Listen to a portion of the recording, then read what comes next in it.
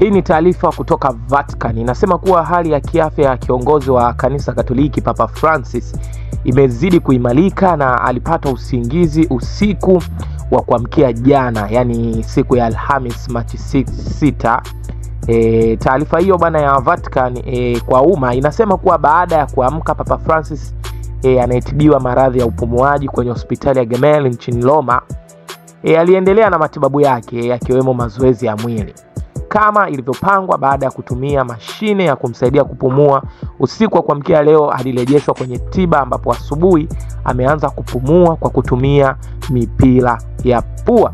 Kama ilivyoripotiwa, Papa Francisco anaendelea na baadhi ya shughuli za kikazi. Taarifa hiyo ya Vatican inasema Alhamisi Papa Francis alimteua Askofu Angel Francisco Caraballo Fermin kuwa askofu mkuu wa Cumana, Venezuela, na Askofu Angel Roman kuwa askofu wa Alcacete huko Hispania.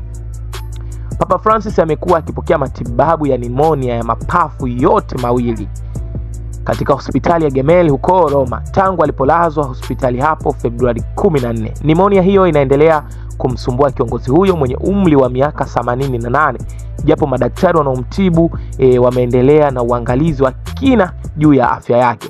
Papa anashirikiana kikamilifu na tiba alizopewa na hali yake ya moyo inaendelea kuwa nzuri. Kwa mujibu wa Vatican, madaktari wa Papa wamesisitiza kutokuwepo kwa matatizo yoyote makubwa ya kupumua katika siku hizi mbili zilizopita, japo bado muda unahitajika kwa ajili ya tathmini zaidi. Hali yake ya kiafya inaendelea kuwa thabiti licha ya kuendelea kusumbuliwa na changamoto za matibabu zilizopo.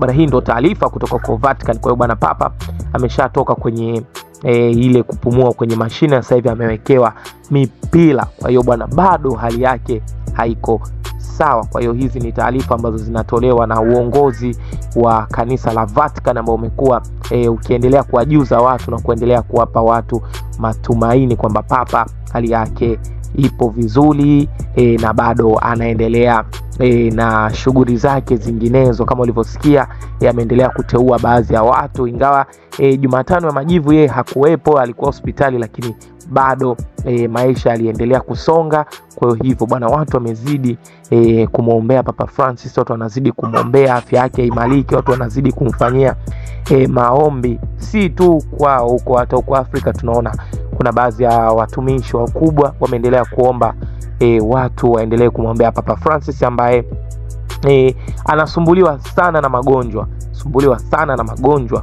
Hata historia yake ukisikiliza basi inasikitisha kweli kweli. Kwa hiyo ndio hivyo, muendelee kumwombea Papa Francis ili aweze kupona.